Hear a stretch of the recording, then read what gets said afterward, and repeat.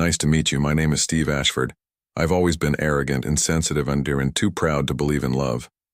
I treated feelings as weakness and preferred to keep people at a safe distance, where they couldn't truly touch me. It worked for years until the day I started to realize that the love of my life had been by my side for 3 months, and I was one step away from losing her. Since then, nothing in my world has been the same. Come on, let me tell you how it all began. If you liked this story, subscribe and comment so we can create more stories with lots of love for you all. It all started on a Monday morning in Manhattan, in my office on the 47th floor of Ashford Tower. I was reviewing contracts when my assistant, Margaret, walked in with a folder in her hand and that determined look I knew well. "Mr. Ashford, we found the perfect candidate to accompany you to events for the next 3 months." I sighed, turning my chair to face the panoramic view of New York. After the scandal with my ex-fiancée running off with my business partner, I needed someone presentable by my side to keep up appearances at business events. Nothing personal, just professional. "What's her name?" "Rose Mitchell, 25 years old, literature graduate from NYU, currently unemployed. She passed all background checks." Margaret placed the photo on my desk. A young woman with wavy brown hair and green eyes looked at me with a shy but genuine smile. Beautiful, but in a simple, natural way. Perfect for what I needed. Someone who wouldn't try to take advantage of the situation. "When can she start?" "This afternoon, sir. The first event is the Business Foundation Gala dinner next Friday." 2 hours later, Rose Mitchell was sitting in the chair across from my desk, clearly nervous. She wore a simple navy blue dress and shoes that had seen better days. Her hands trembled slightly as she held her purse in her lap. "Miss Mitchell, I'll be direct. This is a strictly professional arrangement. You will accompany me to social events, business dinners, and some trips. In return, you'll receive $50,000 for the 3 months. I saw her eyes widen. Clearly, it was more money than she imagined earning in a long time. I accept, Mr. Ashford. But may I ask why 3 months specifically?" "Because in 3 months this whole situation with my ex-fiancé will be old news, and I won't need a companion anymore." She nodded, swallowing hard. "There are rules you need to follow. First, never forget that you don't belong in my world. This is temporary. Second, always maintain a professional posture. Third, don't get emotionally involved." Rose looked at me with those green eyes, and for a moment, I felt something strange in my chest. A sensation I quickly pushed away. "Understood, Mr. Ashford." "Great. Margaret will arrange your wardrobe. The first event is on Friday. Don't disappoint me." When she left, I watched through the window as Rose walked down the sidewalk, clearly trying to process everything that had happened. Something told me those 3 months would be more complicated than I imagined, but my arrogance whispered that I had complete control of the situation. How wrong I was.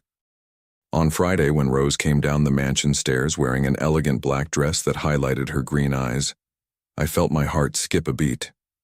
She was stunning, but there was something more. A vulnerability in her gaze that awakened in me a sensation I hadn't felt in years. "Are you ready?" I asked, offering my arm. "As ready as I can be," she replied with a nervous smile. In the car, on the way to the event, the silence was almost palpable. I maintained my cold and professional posture, but I couldn't stop noticing her soft perfume or the way her fingers nervously played with her purse strap. "Mr. Ashford?" "Yes?" "Thank you for this opportunity. I really need this job." Her words reminded me of the difference between our worlds, and I instinctively raised my defenses. "Remember, Miss Mitchell, this is just business. Nothing more." I saw something dim in her eyes, but she just nodded. "Of course, sir." As we approached the hotel where the event would be held, I had no idea that my life was about to turn upside down, and that the woman sitting next to me would be responsible for tearing down all the barriers I had built around my heart. The desire was there, subtle but burning beneath my cold facade. Every glance at her made my pulse quicken, yet my reason and arrogance stood firmly in front, reminding me of the rules I had set. The doubt about what would happen next lingered in the air between us, thick and intoxicating. The grand ballroom of the Plaza Hotel glittered like something out of a fairy tale.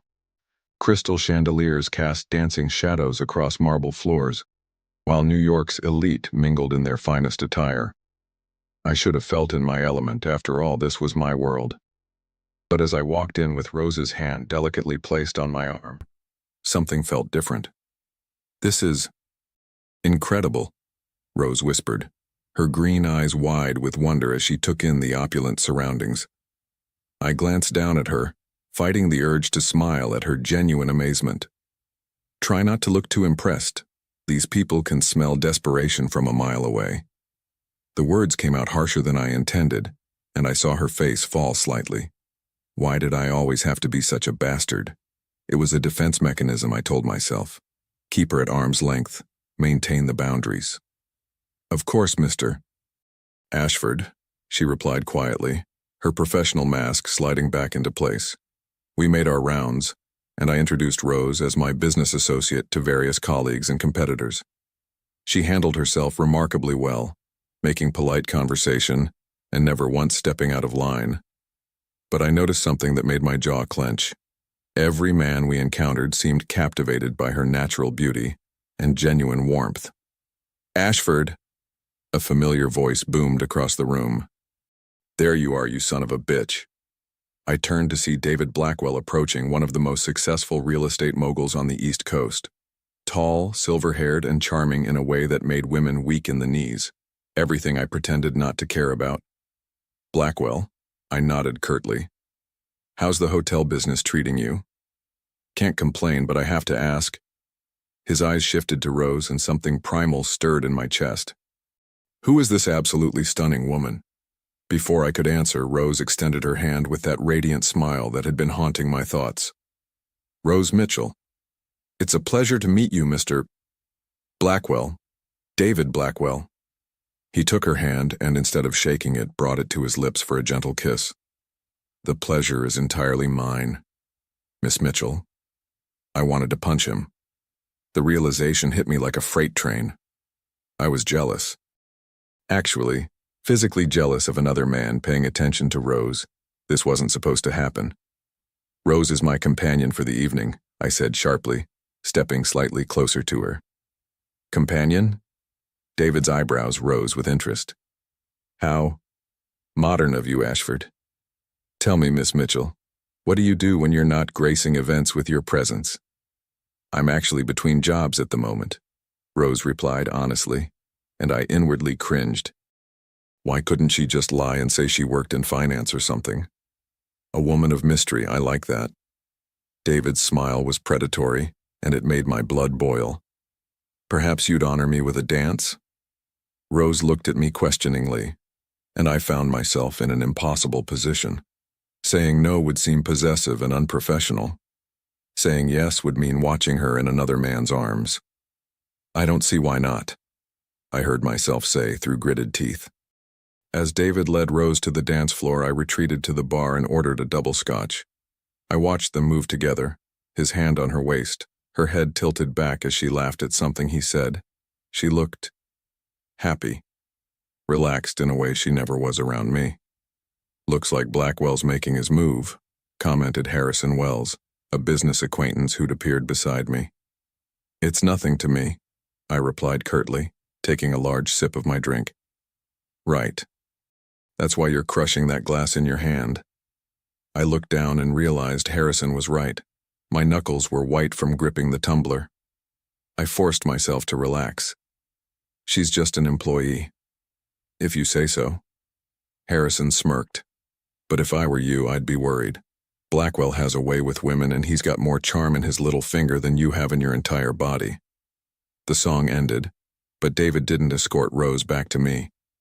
Instead, he kept her talking, his hand still possessively on her lower back.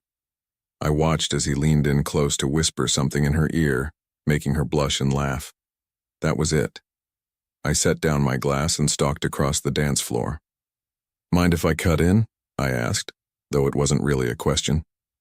David looked amused. "Of course. Though I was hoping to steal Miss Mitchell away for dinner tomorrow night. That is, if she's free."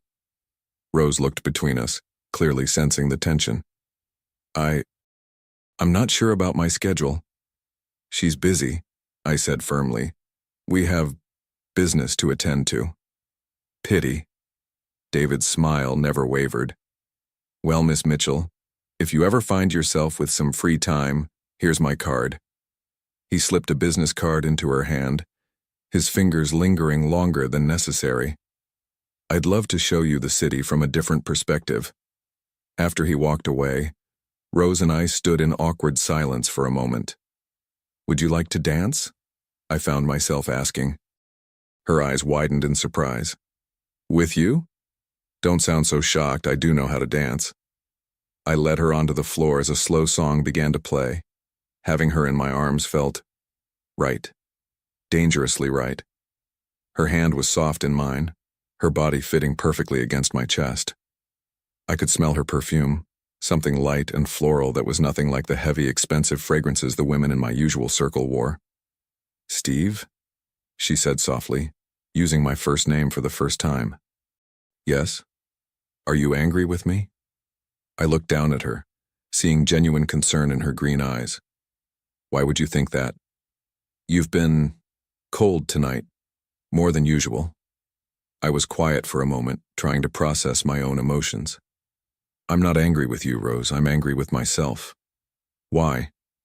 Because I'm falling for you, and that terrifies me. Because you don't belong in my world, and I don't know how to bridge that gap. Because David Blackwell could offer you everything I'm too scared to give. It's complicated, I said instead. As the song ended, I realized I didn't want to let her go. But the rational part of my brain, the part that had kept me safe and successful all these years, was screaming warnings. We should go, I said abruptly, dropping my hands from her waist. The ride home was silent except for the soft jazz playing on the radio. Rose stared out the window at the city lights, David's business card still clutched in her hand. Are you going to call him? I asked before I could stop myself. She turned to look at me, surprise flickering across her face. Would it matter if I did? The honest answer was yes. It would matter more than I cared to admit. But admitting that would mean acknowledging feelings I wasn't ready to face.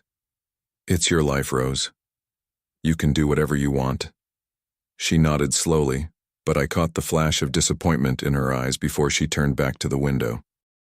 As we pulled up to her modest apartment building in Brooklyn, I found myself getting out of the car to walk her to the door, something I'd never done before.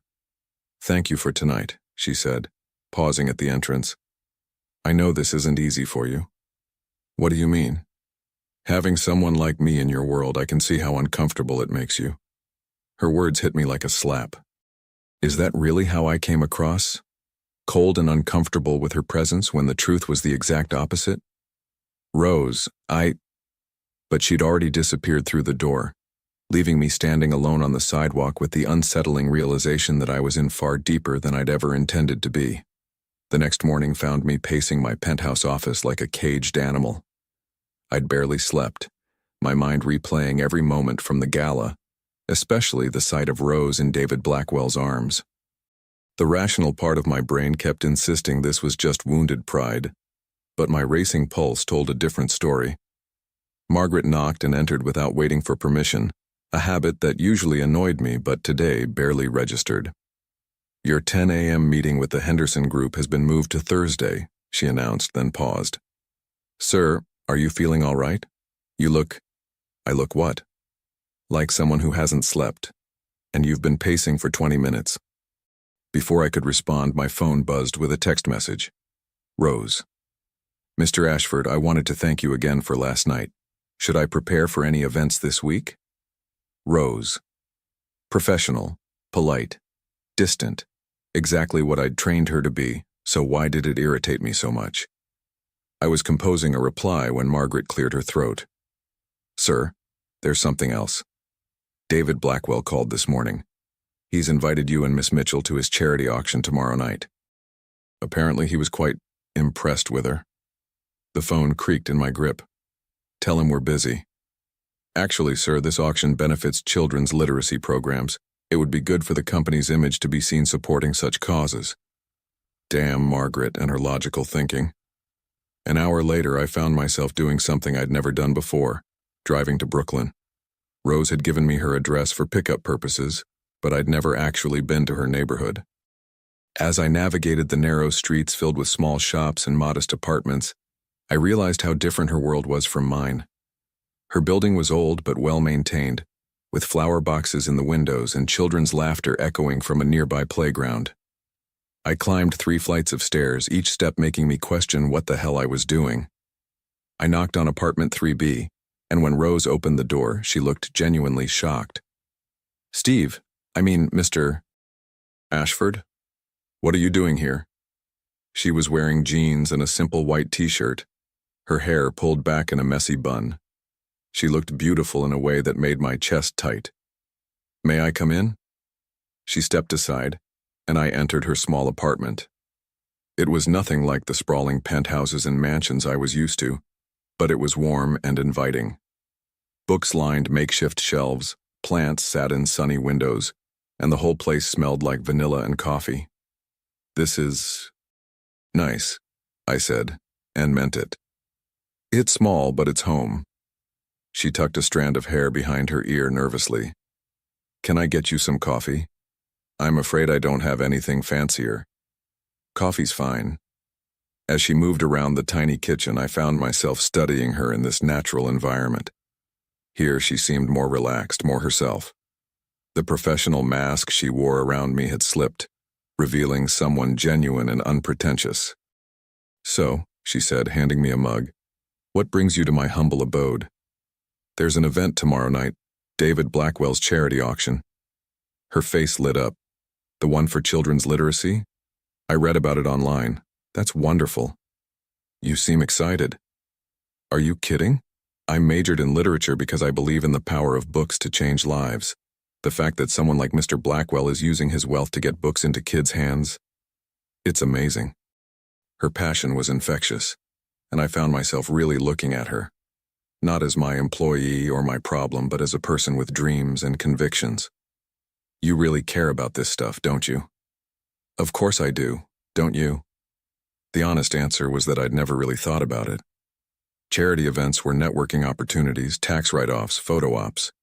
But seeing the genuine enthusiasm in Rose's eyes made me question my cynical worldview. I should let you know, I said, changing the subject before it got too deep. Blackwell specifically requested that you attend.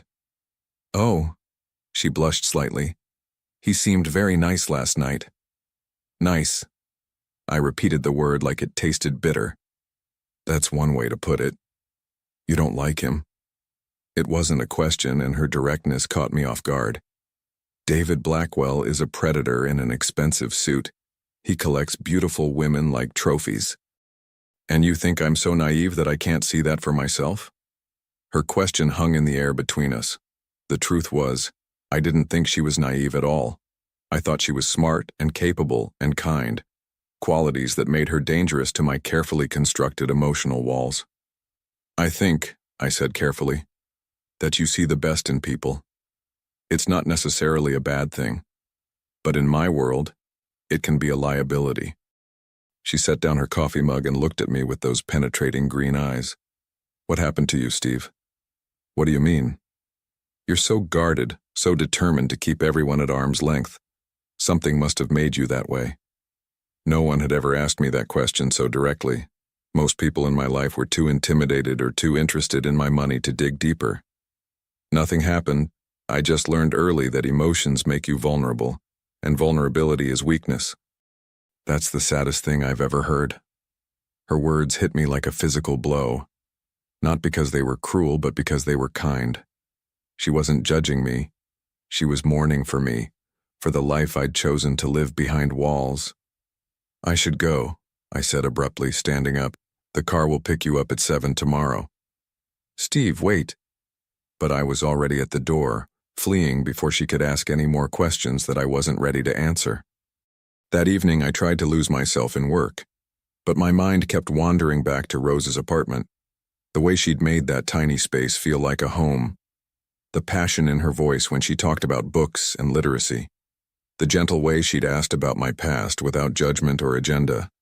My phone buzzed with another text, this time from David Blackwell. Looking forward to tomorrow night.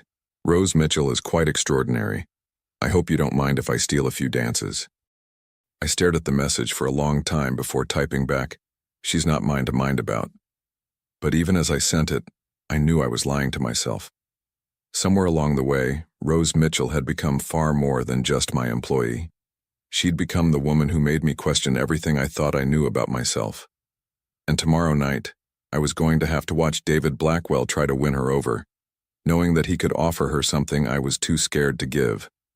A chance at real happiness. The thought kept me awake until dawn. The Blackwell Hotel's grand ballroom had been transformed into an elegant auction house, with displays of rare books and literary memorabilia scattered throughout. As Rose and I entered, I noticed her eyes immediately gravitate toward a first edition of Pride and Prejudice under spotlights near the stage. "My God," she whispered, moving toward it like a moth to flame. "Look at this. It's a 1813 first edition. Do you know how rare this is?" I watched her examine the book with the kind of reverence most people reserved for religious artifacts. Her knowledge was impressive, her passion infectious.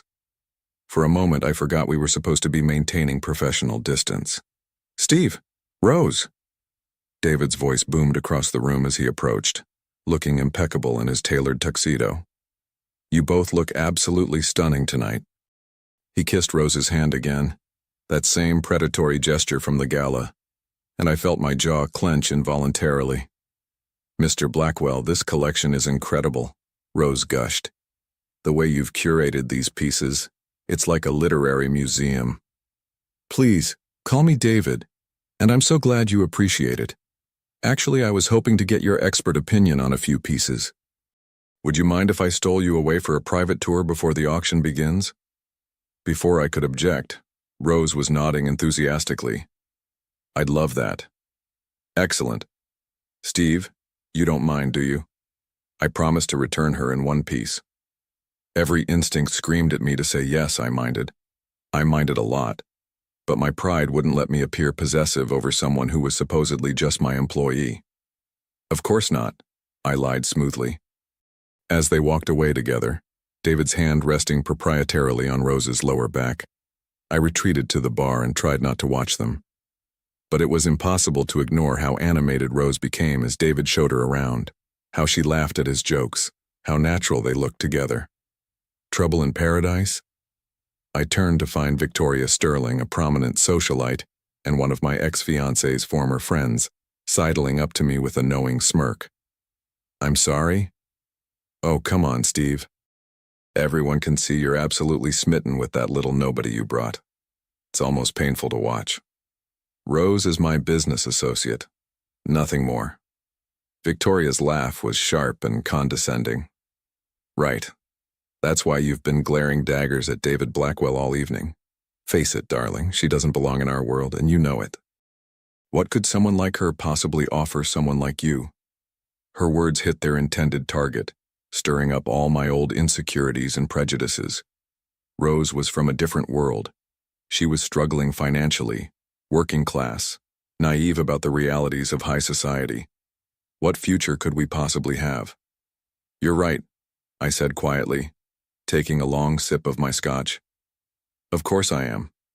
Now, if you're looking for someone more appropriate, I happen to know several lovely women who would be perfect for a man of your stature." I nodded absently, but my attention was drawn back to Rose and David. They were standing close together in front of a display case, David leaning in to whisper something in her ear. She threw her head back and laughed, and I felt something twist painfully in my chest. The auction began an hour later, and I found myself seated between Rose and David at one of the front tables. David had maneuvered things so he could bid on items while keeping Rose close, playing the perfect gentleman while making his intentions crystal clear. "Ladies and gentlemen, our next item is this stunning first edition of Pride and Prejudice," the auctioneer announced. Rose straightened in her seat, her eyes fixed on the book with undisguised longing. "The bidding starts at $5,000. Hands shot up around the room. 6,000, 7,000, 10,000. Rose watched with growing disappointment as the price climbed higher and higher, far beyond anything she could ever afford. 15,000. Do I hear 20? 20,000, David called out smoothly, his eyes never leaving Rose's face. Her gasp was audible. David, no, that's too much. Nothing's too much for something that would make you happy, he said gallantly.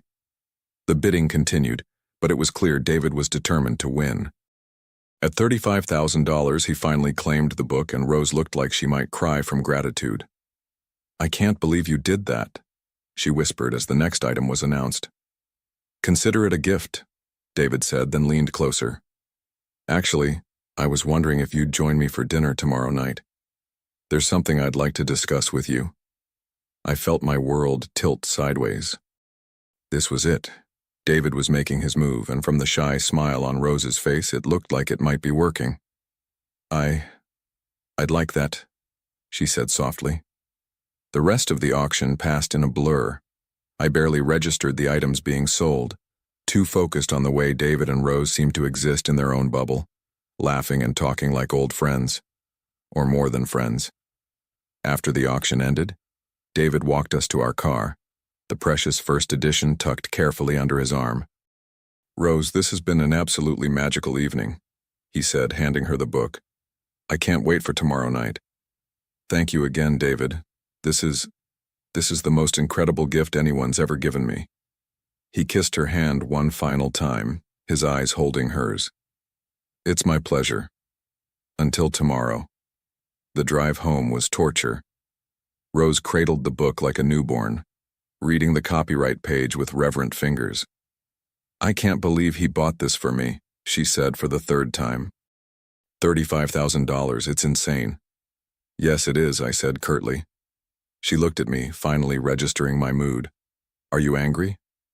Why would I be angry? You're free to see whoever you want, date whoever you want, accept expensive gifts from whoever you want.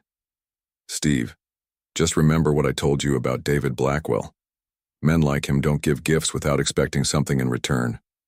Her face flushed with anger. Maybe not in your world, but some people are actually capable of genuine kindness. And you think that's what this is? Kindness? I think David Blackwell is a good man who shares my passion for literature and wants to do something meaningful with his wealth.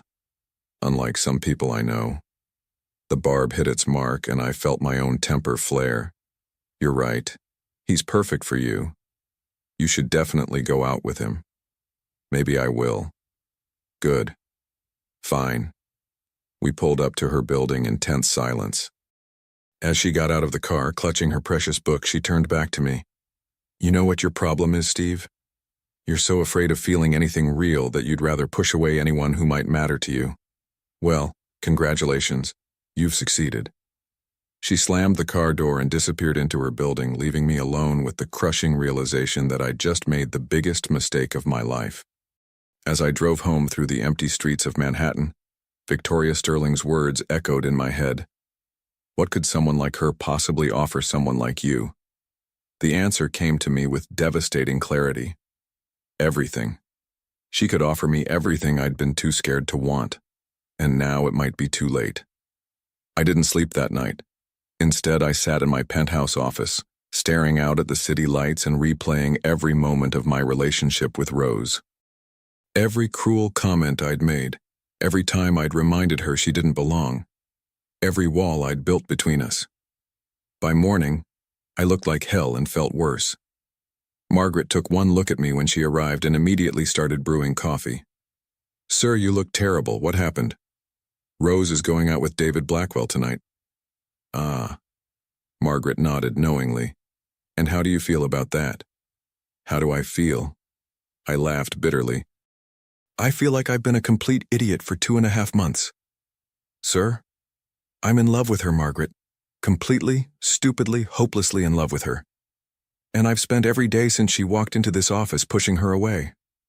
Margaret set down my coffee and gave me a look that was part sympathy, part exasperation. With all due respect, sir, it's about time you figured that out. That poor girl has been looking at you like you hung the moon since day one, and you've been treating her like she's invisible. She has not. Mr. Ashford, I may be your assistant, but I'm not blind. Rose Mitchell is head over heels in love with you. The question is, what are you going to do about it? Before I could answer, my phone rang. The caller ID made my blood freeze. David Blackwell.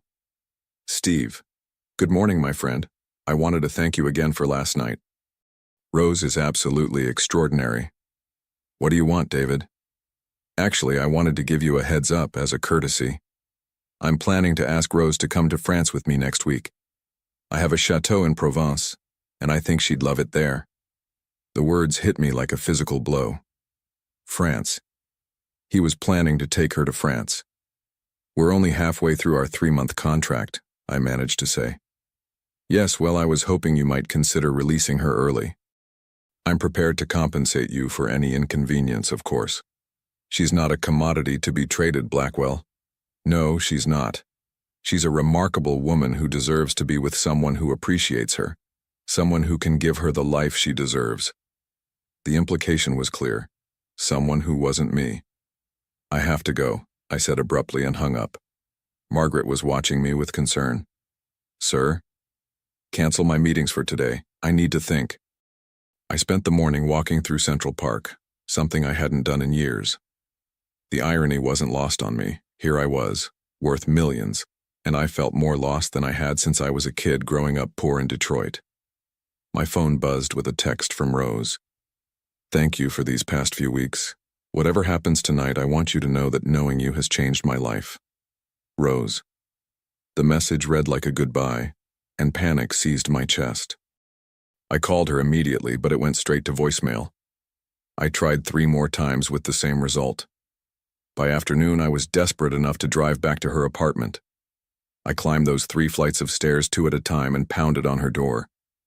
Rose, open up, we need to talk. Mrs. Chen from apartment 3A poked her head out. She's not there, young man. Left a few hours ago with a suitcase. Said she might be gone for a while. My world tilted sideways. Did she say where she was going? Something about dinner and then maybe traveling. She looked very excited. I ran down the stairs and called Margaret. I need you to find out where David Blackwell is taking Rose for dinner tonight. Every restaurant in the city if you have to. Sir, perhaps you should just do it, Margaret. 2 hours later, she called back. Le Bernardin, 8 o'clock reservation for 2. I looked at my watch, 7:30. If I left now, I could just make it. Sir, Margaret said carefully, what exactly are you planning to do? Something I should have done weeks ago. I'm going to fight for her. I'd never driven through Manhattan traffic like that in my life. I abandoned my car with the valet and rushed into Le Bernardin, scanning the elegant dining room until I spotted them at a corner table. Rose looked stunning in a navy dress I'd never seen before, her hair swept up in an elegant chignon. David was leaning across the table, holding her hand and speaking earnestly. On the table between them was a small velvet box. My heart stopped. He was proposing. I stood frozen in the doorway, watching the woman I loved being offered everything I'd been too scared to give her. A ring, a future, a man who wasn't afraid to show his feelings. Then Rose looked up and saw me. Her eyes widened in shock, and David turned to follow her gaze. Steve, she said, rising from her chair. What are you doing here? The entire restaurant seemed to go quiet, all eyes on our little drama. David looked amused rather than angry, which somehow made it worse. I need to talk to you, I said, ignoring the stares. I'm in the middle of dinner. Rose, please, just give me 5 minutes. David stood smoothly, ever the gentleman. It's all right, darling. Take all the time you need. I'll wait. Rose looked between us, confusion and hurt warring on her face. Finally, she nodded and followed me to a quiet corner near the bar. What is this about, Steve? You made your feelings perfectly clear last night. I was wrong. About everything. You were wrong? I was scared, Rose. Terrified, actually. You came into my life and turned everything upside down, and I didn't know how to handle it. So you decided to be cruel? Yes. I thought if I could make you hate me, it would be easier. For both of us. She stared at me, and I could see tears beginning to form in her eyes. Easier than what? Easier than admitting that I'm completely, irrevocably in love with you. The words hung in the air between us. and I watched her face cycle through a dozen emotions. Shock, disbelief, anger, hope. You're in love with me? From probably the first day, if I'm being honest. You walked into my office in that simple blue dress, and you looked at me like I was just a person, not a bank account or a stepping stone. Do you have any idea how rare that is in my world? Steve, I know I don't deserve you. I know I've been awful and cold, and I've said things I can never take back. But Rose, please don't go to France with him. Don't give up on us before we've even had a chance to try. She was crying now, tears streaming down her cheeks, and I wanted nothing more than to pull her into my arms. You think you can just show up here and say you love me, and everything will be okay? No. I think I can show up here and ask you to give me a chance to prove that I can be the man you deserve, that I can learn to be worthy of someone as incredible as you. She looked back toward David, who was watching us with patience and understanding, and then back at me. He's offering me everything, Steve. Security, kindness, a future. What are you offering? Just me. Flawed, scared, probably going to mess this up me. But I'm offering you all of me, Rose. My heart, my life, my promise that I will spend every day trying to be better for you. The silence stretched between us, and I held my breath, waiting for her answer. I need time to think, she said finally. How much time? I don't know. David asked me to go to France with him. Maybe some distance would help me figure things out. The words were like a knife to my chest, but I nodded. If that's what you need. It is. I started to walk away, then turned back. Rose, for what it's worth, I hope you choose whatever makes you happiest, even if it's not me. As I left the restaurant, I caught David's eye. Instead of triumph, I saw something that looked almost like respect. He nodded once, a gentleman's acknowledgement that the best man should win. I just hoped I hadn't realized too late that I wanted to be that man. 3 days, 3 agonizing days of silence. I'd sent flowers, which were returned. I'd called, but she wasn't answering. Margaret had taken to looking at me with a mixture of pity and exasperation as I paced my office like a man possessed. Sir, perhaps you should give her space, she suggested for the 100th time. She's probably in France by now, I muttered, staring out at the gray October sky, sipping wine in some chateau, laughing at what an idiot I am. Or, Margaret said carefully, she's processing the biggest decision of her life. On Thursday morning, I couldn't take it anymore. I drove to her apartment building and climbed those familiar 3 flights of stairs. Mrs. Chen answered her door before I could even knock. She's not back yet, Mr. Rich Boy, she said with a knowing smile. But her mail's piling up, so she'll be home soon. How do you know who I am? Honey, Rose talks about you all the time. Steve this, Steve that. Poor girl's been carrying a torch for you since day 1. About time you figured it out. Hope flickered in my chest. She talks about me? Constantly. Even after your fight. Especially after your fight. Mrs. Chen studied me with sharp eyes. You love her? More than I thought possible. Good. That girl deserves someone who'll fight for her. David Blackwell seems nice enough, but nice isn't love. Wait, you know about David? Honey, he's been sending flowers every day, big expensive arrangements, very pretty, very thoughtful. She paused meaningfully. Very impersonal. I spent the rest of Thursday and all of Friday in a state of suspended animation, jumping every time my phone rang, hoping it would be Rose. By Saturday, I was ready to hire a private investigator to track her down when Margaret called. Sir, there's been a development. What kind of development? David Blackwell just issued a press release announcing that he's donating his entire rare book collection to the New York Public Library, including that first edition Pride and Prejudice. My blood ran cold. Why would he do that? The press release says, and I quote, "In honor of someone who taught me that the greatest gifts are those we give without expecting anything in return." Rose. It sounds like a goodbye, sir. I was in my car 5 minutes later, racing toward Brooklyn with a heart full of hope and terror in equal measure. If David was saying goodbye, maybe that meant... I took the stairs 3 at a time and knocked on Rose's door. When it opened, my heart nearly stopped. She was there. Actually there, wearing jeans and one of my old Columbia University t-shirts that I'd forgotten in the car weeks ago. Her hair was messy, her eyes red from crying, but she was the most beautiful thing I'd ever seen. "Hi," she said softly. "Hi." I cleared my throat, suddenly nervous. "How was France?" "I wouldn't know. I never went." The relief that flooded through me was so intense I had to lean against the doorframe. "Can I come in?" She stepped aside, and I entered the apartment that had become more like home to me than my penthouse ever had. "I saw the press release about David's book donation," I said.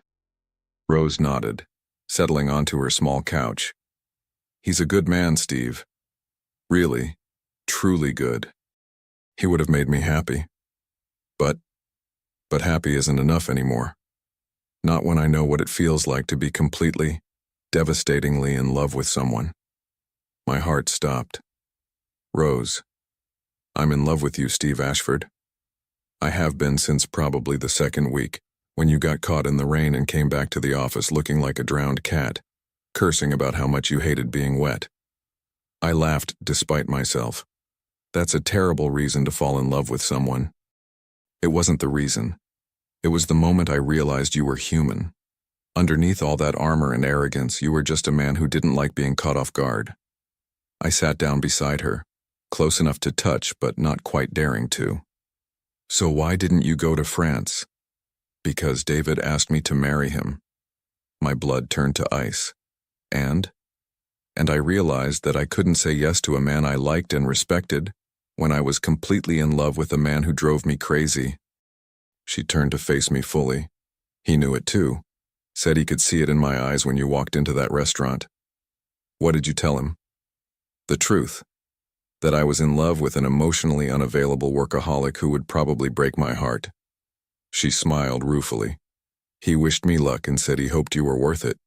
"Am I? Worth it? I don't know yet. That depends on what happens next." I took her hands in mine, marveling at how perfectly they fit. "What happens next is that I spend the rest of my life proving that I can be the man you deserve. What happens next is that I tear down every wall I've built and let you see all of me, the good, the bad, and the terrified." "Steve, I love you, Rose Mitchell. I love your passion for books and your terrible taste in coffee. I love how you see the best in everyone, even me. I love that you're brave enough to call me on my bullshit and stubborn enough to make me want to be better." Tears were streaming down her face now, but she was smiling. "I love that you make my sterile penthouse feel like a museum, and your tiny apartment feel like home. I love that you chose me, even when I gave you every reason not to." "I did choose you," she whispered.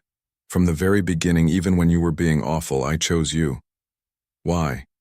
"Because underneath all that armor I saw someone worth fighting for, someone who needed to be loved, even if he was too scared to ask for it." I cupped her face in my hands, wiping away her tears with my thumbs. "I'm asking now. Love me, Rose, please. All my flaws and fears and failures. Love me anyway." "I already do," she said, and then she was kissing me, and the world finally made sense. When we broke apart, I rested my forehead against hers. "So what now?" she asked. "Now we figure it out together.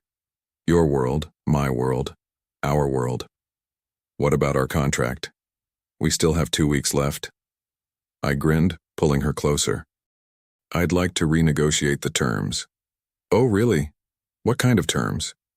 "Lifetime contract, exclusive partnership, full benefits package including but not limited to daily coffee in bed, unlimited book budget, and all the love I have to give." She laughed, the sound filling up all the empty spaces in my heart. "That's quite an offer, Mr. Ashford. What's the salary?" "Everything I am, everything I have, everything I'll ever be." "Deal," she said, and sealed it with another kiss. 6 months later, I was standing in the exact same spot where I'd first confessed my love. But this time the apartment was full of boxes marked Steve's books and Rose's kitchen stuff and our future. "Ready?" I asked, picking up the last box. Rose took one final look around the apartment that had been her sanctuary, then slipped her hand into mine. Ready. As we walked down those 3 flights of stairs for the last time as separate people, I realized that I'd been wrong about so many things. Love wasn't weakness. It was the greatest strength I'd ever known. Vulnerability wasn't dangerous. It was the only way to truly live. And Rose Mitchell, the woman who'd started as my temporary companion and become my permanent everything, had taught me the most important lesson of all. Sometimes the best things in life come in packages we don't expect, from places we never thought to look. Our wedding was small and simple, held in the New York Public Library, surrounded by first editions and second chances. David Blackwell was there, having become an unlikely friend and the godfather to our future children. Margaret cried through the entire ceremony, and Mrs. Chen brought enough Chinese food to feed an army. As I watched Rose walk down the aisle between towering bookshelves, wearing my grandmother's wedding dress and carrying a bouquet of wildflowers, I knew I was the luckiest bastard alive. She stopped in front of me, radiant and perfect and mine, and whispered, "No turning back now, Mr. Ashford." "Wouldn't dream of it, Mrs. Ashford," I whispered back. And as we promised to love each other through richer and poorer, through arrogance and humility, through all the beautiful complications of 2 different worlds becoming one, I knew that this was just the beginning of our greatest adventure yet. The love story I never thought I deserved but always needed. The end. The acrid smell of pig slop still clung to the morning air when Maggie Sullivan heard the powerful roar of an unfamiliar engine approaching her property. At 28, she ran the farm she'd inherited from her grandfather, with firm fists and a generous heart. But her patience with unwanted visitors had run out after 3 development companies tried to buy her land in the past month. "Damn, here comes another one," she muttered, adjusting her dirty baseball cap and grabbing the bucket full of food scraps mixed with dirty water that was destined for the pigs. The shiny black Lamborghini stopped in a cloud of dust right in front of the pig pen, completely out of place against the rural Texas landscape. The door opened and out emerged a tall man wearing an Italian suit that probably cost more than Maggie's entire corn production from last quarter. "You must be Margaret Sullivan," he said, removing expensive sunglasses and revealing ice-cold blue eyes. "I'm Tyler Montgomery III from Montgomery Holdings. I came personally to make you an offer you can't refuse." Maggie almost choked. Tyler Montgomery III? The arrogant billionaire who appeared on business magazine covers? The one who had demolished 3 historic neighborhoods in Austin to build his skyscrapers? "Listen here, Mr. Triplestick," Maggie said, gripping the bucket tighter. "I already told your lawyers and your lackeys my farm is not for sale. Not for all the money in the world." Tyler gave a condescending smile that made Maggie's blood boil. "Come on, girl. Everyone has a price. I'm offering 50% above market value. You could buy a much better farm somewhere else and still have money left over to." He gestured vaguely. "I don't know. Buy decent clothes." That was the last straw. "Decent clothes?" Maggie snarled. "I'll show you what's decent." Before Tyler could react, Maggie dumped the entire bucket on him. The stinking pig slop, a nauseating mixture of food scraps, potato peels, dirty water, and other indefinable ingredients, cascaded over his designer suit, soaking him from head to toe. Tyler stood paralyzed for 3 full seconds, dripping a questionable brown substance, with pieces of cabbage stuck in his perfectly styled hair. "Have you lost your mind?" he bellowed, trying to remove a piece of rotten carrot from his shoulder. "This suit costs more than your truck." "Well, now it's worth less than chicken manure," Maggie shot back, crossing her arms with satisfaction. "And my truck at least doesn't stink like you do now." The pigs in the nearby pen started grunting excitedly, as if they were applauding the show. Tyler was red with rage, shaking with indignation. "You have no idea who I am. I'll sue you until you lose even your holy socks. I'll buy this miserable piece of land if it's the last thing I do." "Good luck with that, playboy," Maggie said, turning her back on him. "And next time, call before showing up. Or better yet, don't show up at all." Tyler stood there, dripping and seething with rage, while Maggie calmly walked back to the house, as if throwing pig slop on billionaires was part of her morning routine. "This isn't over," he shouted at her back. Maggie waved over her shoulder without turning around. "Bye, triple stick." As the Lamborghini sped away in a cloud of dust and indignation, Maggie smiled for the first time in weeks. Sure, she'd probably just gotten herself into giant trouble with one of the most powerful men in Texas. But dear God, how good it had felt. The pigs continued grunting approvingly, and Maggie could swear even the chickens seemed to be laughing. Tyler Montgomery III sat in his penthouse office overlooking downtown Austin, still smelling faintly of pig slop, despite 3 showers and a complete wardrobe change. His assistant Miranda kept her distance, occasionally wrinkling her nose when the wind shifted. "Sir, the dry cleaner said your Armani suit is, well, they used the word unsalvageable," Miranda reported, trying not to smile. "I don't care about the damn suit," Tyler snapped, pacing behind his mahogany desk. "That hillbilly humiliated me. Do you know who I am? I've closed billion-dollar deals. I've made grown men cry in boardrooms, and some pig farmer thinks she can just—" "Actually, sir," Miranda interrupted gently, "our research shows Miss Sullivan has a degree in agricultural business from Texas A&M. She's not exactly a hillbilly. Her farm has been in the family for 4 generations, and she's actually quite respected in the local—" "I don't care if she has a PhD in pig psychology," Tyler roared. "She dumped garbage on me. On me." Miranda bit her lip to keep from laughing. In the 3 years she'd worked for Tyler, she'd never seen him this rattled. Usually he was ice cold, calculating, almost machine-like in his business dealings. This was entertaining. "What would you like me to do, sir?" Tyler's eyes gleamed with a dangerous light. "Cancel all my meetings for the next 2 weeks.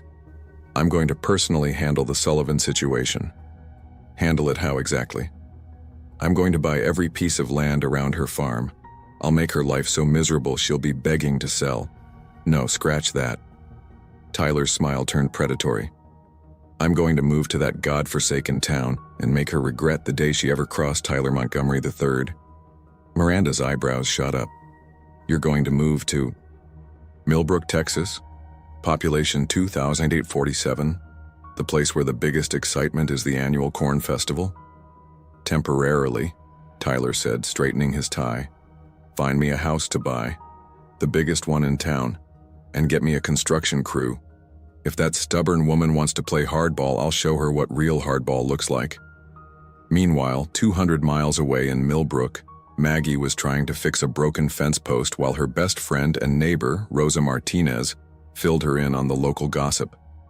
"Girl, you should have seen Ethel Patterson's face when she heard you dumped pig slop on Tyler Montgomery," Rosa laughed, holding the fence steady. "I thought she was going to faint right there in the grocery store." "Great, now the whole town knows," Maggie groaned, hammering a nail with more force than necessary. "My reputation was questionable enough already." "Are you kidding? You're a local hero. Do you know how many people that man has bulldozed out of their homes?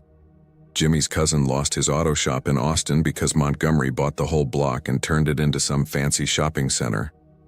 Maggie paused her hammering. "I didn't think about that. I just got so mad when he insulted my clothes and acted like my farm was some piece of junk he could just buy and throw away." "Well, you sure showed him." Rosa grinned. "I wish I could have seen his face. Bet that pretty boy never had a hair out of place in his life until today." "His hair wasn't that pretty when I was done with him." Maggie smirked, then her expression grew worried.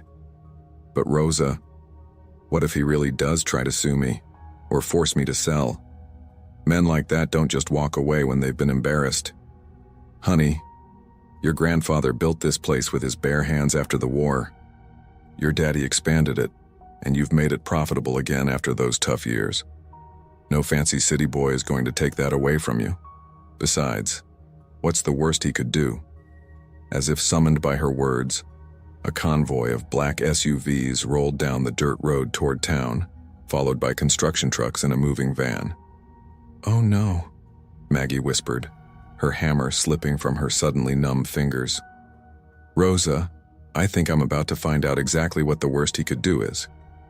The convoy passed by slowly, and through the tinted window of the lead SUV, Maggie caught a glimpse of ice-blue eyes and a smile that promised trouble. Tyler Montgomery III hadn't just come back to Millbrook, he'd come to stay. "Maggie?" Rosa's voice seemed to come from far away. "Why do I get the feeling your pig slop problem just got a whole lot bigger?" Maggie watched the dust settle on the road and felt a chill run down her spine despite the Texas heat. She'd won the first battle, but something told her the war was just beginning. And this time, Tyler Montgomery wasn't wearing a suit that could be ruined. This time, he was armed with something far more dangerous: unlimited money, wounded pride, and apparently, time to spare. "Rosa," Maggie said quietly, "I think I might have just poked the wrong bear." "Well," Rosa said, trying to sound optimistic, "at least it'll be interesting." As the sound of construction equipment began echoing across the valley, Maggie couldn't help but think that interesting might be the understatement of the century. The Millbrook diner had never seen anything like Tyler Montgomery III. He sat in the corner booth at 7 a.m., laptop open, Bluetooth earpiece flashing, trying to conduct a conference call while Dolores Murphy, who'd been serving coffee and gossip for 30 years, hovered nearby with a pot of regular old Folgers. "No, Stevens, I said liquidate the Riverside portfolio, not the Parkview. What? What do you mean you can't hear me?" Tyler pressed the earpiece, his voice rising in frustration. "The connection is—" "Hon, you're gonna have to speak up," Dolores interrupted cheerfully, refilling his cup for the fourth time. "Cell towers don't work too good when it's cloudy. More coffee?" Tyler stared at her in horror. "The cell towers don't work when it's cloudy. Oh, and when it rains. And sometimes when old Pete drives his tractor past the tower on his way to check his cattle, that big metal thing interferes something awful." Tyler's eye began to twitch. He'd been in Millbrook for exactly 18 hours, and his perfectly organized life was already crumbling. His new house, the largest in town, a sprawling ranch that had belonged to a retired oil executive, still smelled like mothballs and had internet that moved slower than his grandmother's dial-up from 1995. "Listen, Dolores. It's Dolly, sugar. Dolly. I need to know where I can get decent internet, a proper espresso, and maybe some food that doesn't involve gravy." The entire diner went quiet. Every head turned toward Tyler like he'd just announced he was from Mars. "No gravy?" whispered Betty Anderson, clutching her biscuits protectively. "Did he just insult Dolly's biscuits and gravy?" muttered Sheriff Jake Wilson from the counter. "Outsider," someone else said, and it wasn't meant as a compliment. Tyler felt like a gazelle who'd wandered into a pride of lions. "I didn't mean to offend anyone. I just have very specific dietary requirements." The bell above the door chimed, and in walked Maggie Sullivan, her work boots muddy and her hair in a messy ponytail. She wore faded jeans and a flannel shirt that had seen better days, but somehow she looked more put together than Tyler felt in his $3,000 business casual outfit. "Morning, Dolly," Maggie called out, sliding onto a stool at the counter. "The usual, please." "Coming right up, sweetheart. Stack of pancakes, extra bacon, and coffee strong enough to wake the dead." Tyler watched, fascinated despite himself, as Maggie chatted easily with everyone in the diner. She asked about crops and grandchildren, remembered birthdays and anniversaries, laughed at jokes that Tyler didn't understand but found himself wanting to be part of. This was her kingdom, he realized. Here, she wasn't just some pig farmer. She was the heart of this community. "Well, well," Maggie said, finally noticing him. "Look what the cat dragged in. How's city life treating you, Montgomery?" "Just fine," Tyler lied, shutting his laptop with perhaps more force than necessary. "Enjoying the rustic charm." "Rustic charm?" Maggie laughed, and Tyler was annoyed to discover he liked the sound. "Is that what you call it when your internet crashes every 5 minutes and your phone only works if you stand on one leg facing north?" "The service issues are temporary," Tyler said stiffly. "I'm having improvements made. Let me guess, you're gonna bring in some fancy city company to fix our little town?" Tyler's silence was answer enough. Maggie shook her head. "You really don't get it, do you? This isn't some broken-down place that needs your money to survive. We like our slow internet and our cloudy day phone problems. We like knowing that when Pete drives his tractor past the tower, We're all going to lose signal at the same time and maybe actually talk to each other instead. That's the most backward thing I've ever heard, Tyler said before he could stop himself. The diner went silent again, but this time the atmosphere was decidedly hostile. Backward? Maggie's voice was dangerously quiet. You think we're backward because we value community over convenience? Because we'd rather support Dolly's Diner than some chain restaurant? Because we actually know our neighbors' names? Tyler realized he'd stepped in it again, but his pride wouldn't let him back down. I think you're scared of progress, change, growth.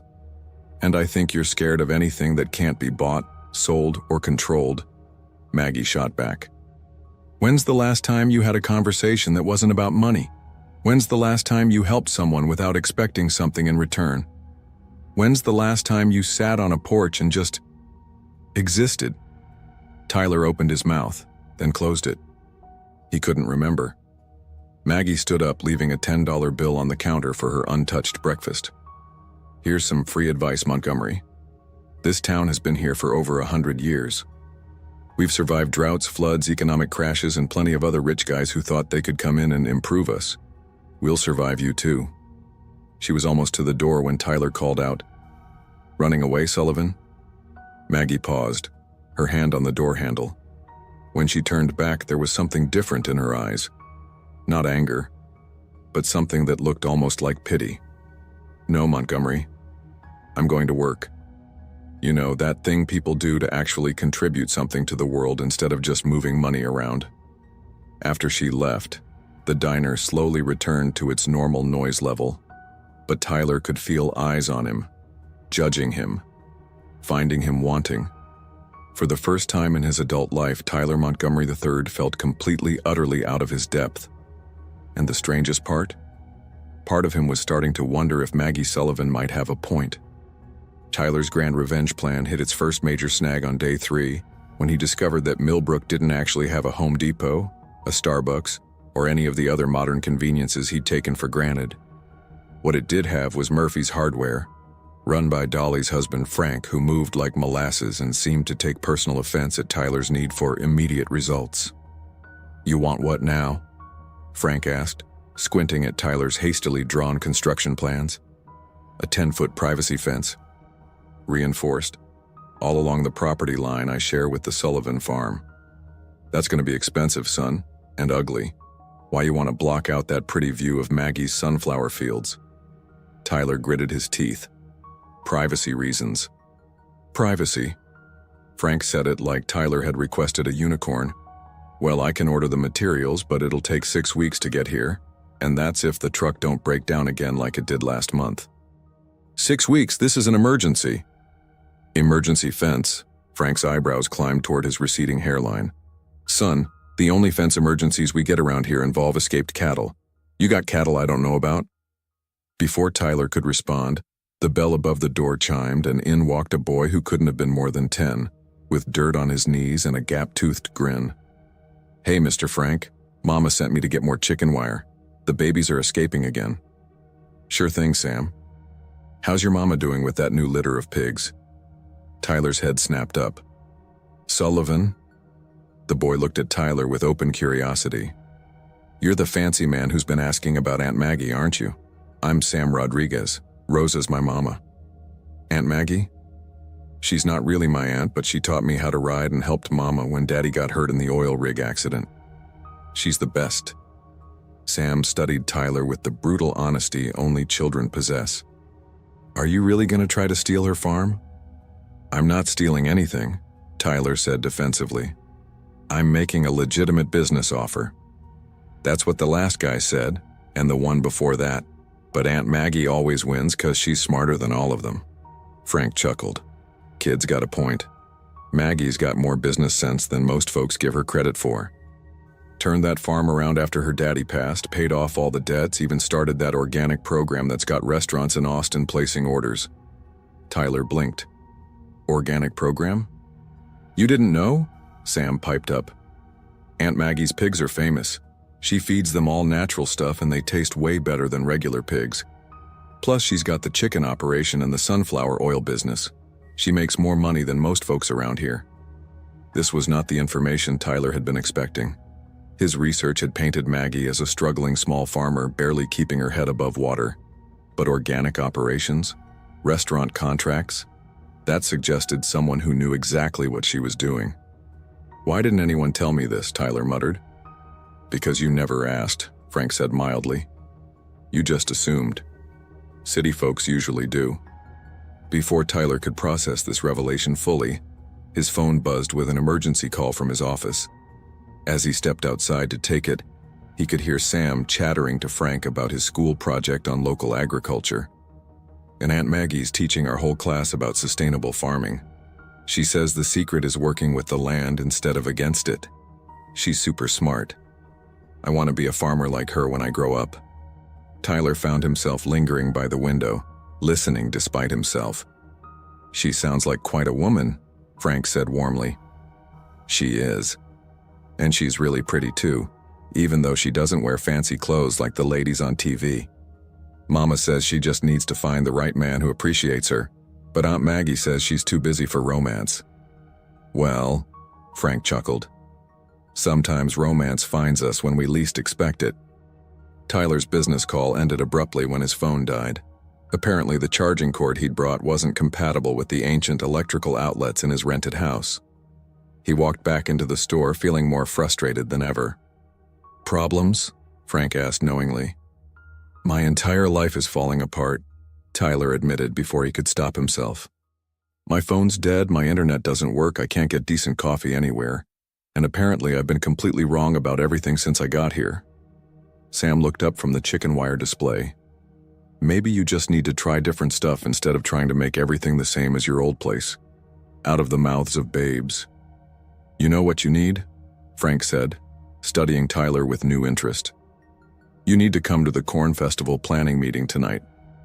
Get to know folks properly instead of hiding behind construction plans and lawyers." "I don't think that's a good idea. People here don't exactly like me." "Course they don't. You showed up acting like you own the place and insulting everything they hold dear. But deep down, this is a forgiving community. Show them you're willing to learn and they might surprise you." "And if they don't?" Frank grinned. "Well, then at least you'll get to see Maggie in action. She's running the whole festival this year. Girl could organize a military campaign if she set her mind to it." Despite everything, Tyler found himself curious. What would Maggie Sullivan look like when she wasn't furious with him? What was she like when she was in her element doing what she loved? "Where's this meeting?" he heard himself ask. "Community Center, 7 o'clock. Fair warning, though. It's potluck style. You'll need to bring something." Tyler's mind went blank. "Like what?" Sam bounced on his toes. "Aunt Maggie always brings her famous peach cobbler. It's the best thing ever." "I don't cook," Tyler said weakly. Frank and Sam exchanged a look that somehow managed to be both pitying and hopeful. "Well," Frank said slowly, "I suppose everyone's got to start somewhere." As Tyler left the hardware store with a bag of fence posts he wasn't sure he still wanted, and a growing sense that his carefully planned revenge was turning into something else entirely, he couldn't shake the feeling that he was about to step into territory far more dangerous than any corporate boardroom. He was about to enter Maggie Sullivan's world, and something told him he might never want to leave. Tyler stood outside the Millbrook Community Center at 6:58 p.m., clutching a store-bought apple pie from the gas station and wondering if he'd completely lost his mind. Through the windows, he could see the warm glow of lights and people moving around with the easy familiarity of a community that had been gathering like this for decades. He was about to turn around and retreat to his silent, lonely house when the door opened and Sam Rodriguez poked his head out. "Mr. Tyler, you came! Mama, he's here!"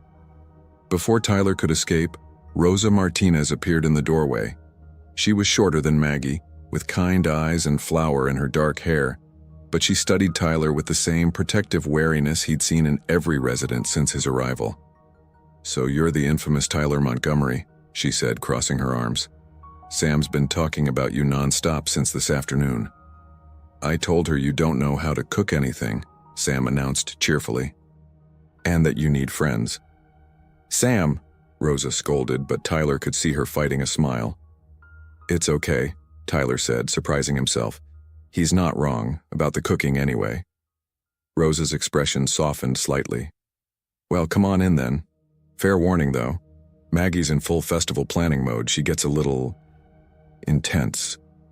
Tyler followed them inside and was immediately hit by a wall of warmth, laughter, and the most incredible smells he'd encountered since arriving in Millbrook. The community center had been transformed into a bustling hive of activity, with long tables covered in checkered tablecloths and laden with more homemade food than Tyler had seen in his entire adult life. And there, in the center of it all, was Maggie Sullivan. She stood behind a table covered with charts, schedules, and what appeared to be a military precision timeline for the festival. Her hair was pulled back in a neat ponytail. She wore a simple blue sundress that brought out her eyes, and she was gesturing animatedly as she explained something to a group of volunteers who hung on her every word.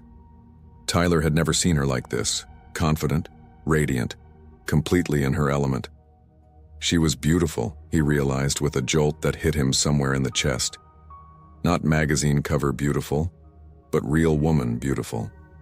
The kind of beautiful that came from passion and purpose and belonging somewhere so completely that you glowed from the inside out. Earth to Montgomery, Rosa said quietly beside him. You're staring. Tyler snapped his attention back to Rosa, who was watching him with knowing eyes. I was just observing the organizational structure. Uh-huh, sure you were. Before he could defend himself further, Maggie's voice carried across the room. All right, everyone, let's get started. Rosa, did you bring those amazing empanadas? Mrs. Patterson, how are the quilting booth preparations coming along? She was scanning the crowd as she spoke, and when her eyes landed on Tyler, she froze mid-sentence. For a moment, the entire room went quiet, tension crackling in the air like electricity before a storm. Then Maggie's chin lifted in that stubborn way Tyler was starting to recognize, and she continued as if he weren't there. Jake, what's the status on the live music setup? Sheriff Wilson cleared his throat. All set, Maggie, though I should mention we might have a few more folks than usual this year. Word's getting around about our new resident. Several people turned to look at Tyler and he felt heat creep up his neck. This had been a mistake. He didn't belong here. Among these people who had known each other their whole lives, who shared history and inside jokes and a sense of community he'd never experienced. He was about to make his excuses and leave when a tiny, elderly woman with silver hair and sharp blue eyes marched up to him. You must be the Montgomery boy, she said, looking him up and down like she was appraising livestock. I'm Eleanor Patterson, and I've been in this town for 83 years. I've seen all kinds come and go. Yes, ma'am, Tyler said, unsure what else to say. What's in the bag, son? Tyler held up the pathetic gas station pie, acutely aware of how inadequate it looked compared to the homemade feast surrounding them. Apple pie. I'm not much of a cook. Eleanor's eyes crinkled. Store-bought, huh? Well, we all start somewhere. My first pie looked like roadkill and tasted worse. Come on, let's get you some real food before you waste away. To Tyler's amazement, she linked her arm through his and led him toward the food tables, chattering away about the history of the festival and the importance of community traditions. Other people began to drift over, tentatively at first, then with growing curiosity. So what do you actually do? Asked Jenny Walsh, the young librarian. Besides trying to buy people's farms? I develop commercial real estate, Tyler said, then added, though I'm starting to think I might not understand what development actually means. What do you mean? This came from Frank Murphy, who had appeared with a plate piled high with barbecue. Tyler found himself surrounded by a small group of people who seemed genuinely interested in his answer. He could feel Maggie watching from across the room, though she was pretending to be absorbed in her festival charts. I used to think development meant progress, making things bigger, more efficient, more profitable. But being here, Tyler paused, trying to find words for thoughts he'd never had to articulate before. I'm starting to think maybe I've been tearing down things that were already perfect. The group fell silent, and Tyler worried he'd said too much. Then Eleanor patted his arm. That's the first intelligent thing you've said since you got here, boy.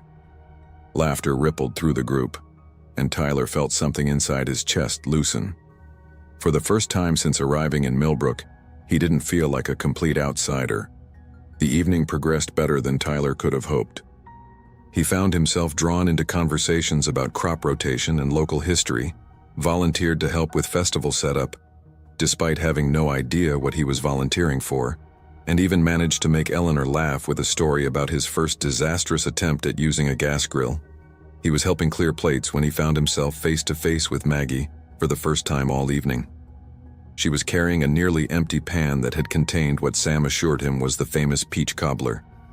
"So," she said, her tone carefully neutral, "enjoying your anthropological study of small-town life?" Tyler winced. "I deserved that, and yes, actually, I am." Maggie blinked, clearly not expecting that answer. "Oh, well, good." They stood there for a moment, and Tyler became acutely aware of how close she was, how she smelled like peaches and vanilla, and something indefinably her. "Your cobbler was incredible," he said. "I've never tasted anything like it." "It was my grandmother's recipe," Maggie said, and for the first time her voice held no edge. "She taught me when I was Sam's age. I'd love to learn sometime, if you'd be willing to teach me." The words were out before Tyler could stop them, and they both stared at each other in surprise. "You want to learn to make peach cobbler?" Maggie asked slowly. "I want to learn a lot of things," Tyler said, and he meant it. "I'm starting to realize I don't know much about anything that actually matters." Something shifted in Maggie's expression, the walls coming down just a fraction. "Tyler Montgomery III wants to learn to cook?"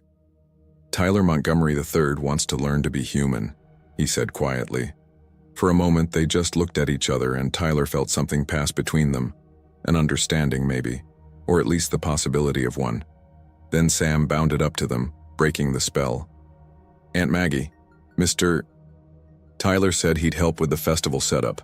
Can he be on your committee?" Maggie looked at Tyler, her head tilted slightly. "Can you follow directions without arguing? I'm willing to try. Can you work with your hands instead of just pointing and giving orders? I'm a quick learner. Can you be here at 6 a.m. tomorrow morning without complaining?" Tyler's executive assistant would have fainted at the thought. "6 a.m. it is." Maggie studied him for a long moment, then nodded slowly. "All right, Montgomery, let's see what you're made of." As the evening wound down and people began to head home, Tyler found himself walking Rosa and Sam to their car. The night air was cool and sweet, filled with the sounds of crickets and distant laughter. "Thank you," he said to Rosa, "for making me feel welcome tonight." Rosa smiled. "Everyone deserves a second chance, Tyler. The question is what you do with it." As he watched their taillights disappear down the country road, Tyler thought about second chances and peach cobbler and the way Maggie's eyes had warmed when she talked about her grandmother. Tomorrow he was going to show up at 6 a.m. and probably embarrass himself completely. He was going to get his hands dirty and take orders from a woman who had every reason to hate him. And for the first time in years, Tyler Montgomery III couldn't wait for morning to come. Tyler arrived at the festival grounds at 5:55 a.m., wearing jeans and a t-shirt he'd bought at the gas station, his hands already dirty from carrying coffee for the volunteer crew. The sunrise painted the sky in soft pinks and golds, and for the first time in his adult life, Tyler understood why people talked about the beauty of dawn. Maggie was already there, of course, directing the setup of booths and stages with the precision of a general preparing for battle. She wore work boots, faded jeans, and a Millbrook High School t-shirt, her hair in a practical braid, and Tyler thought she'd never looked more beautiful. "Montgomery," she called when she spotted him. "Hope you're ready to work. We've got 12 hours to transform this empty field into Festival Central." "Just tell me what to do, boss." The endearment slipped out naturally, and Maggie paused, a slight blush coloring her cheeks. "Right. Well, you can start by helping Jake set up the stage." The morning flew by in a blur of physical labor unlike anything Tyler had ever experienced. He hauled lumber, strung lights, assembled booth frames, and discovered muscles he'd forgotten he had. His expensive watch was soon caked with dirt, his designer jeans were torn, and he'd never felt better in his life. "You're keeping up pretty well for a city boy," Maggie said during a coffee break, sitting beside him on a stack of hay bales. I'm discovering I like working with my hands, Tyler said, flexing his sore fingers.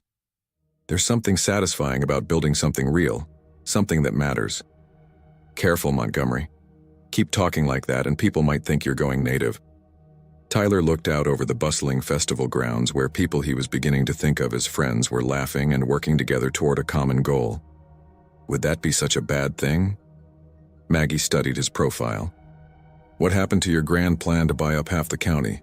Your revenge against the pig farmer who humiliated you? Tyler was quiet for a long moment. I think, he said slowly, that pig farmer taught me something I didn't know I needed to learn. What's that? He turned to face her, his blue eyes serious. That there are things in this world more valuable than money, and that I'd been so busy acquiring wealth I'd forgotten how to live. Before Maggie could respond, Sam came running over, his face flushed with excitement. Aunt Maggie, the Ferris wheel is working, and Mrs. Patterson wants to know if you've seen her blue ribbon quilt. Tell her to check booth 7, Maggie said, ruffling Sam's hair. And be careful on that Ferris wheel. As Sam ran off, Tyler found himself smiling. He's a great kid. He is. His dad was hurt in an oil rig accident 2 years ago. Rosa's been struggling to keep the family afloat ever since. Is that why you've been helping them? It's what neighbors do, Maggie said simply. We take care of each other. Tyler thought about his life in Austin, where he barely knew his neighbors' names, let alone their problems. I've been living wrong, he said quietly.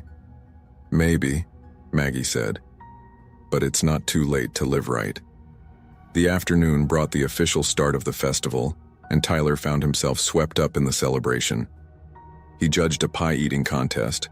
Eleanor's apple pie won, helped Rosa serve empanadas from her food booth, and even let Sam teach him to line dance, much to the delight of the gathered crowd. As evening approached and the string lights began to twinkle against the darkening sky, Tyler realized he hadn't thought about his business, his money, or his old life once all day.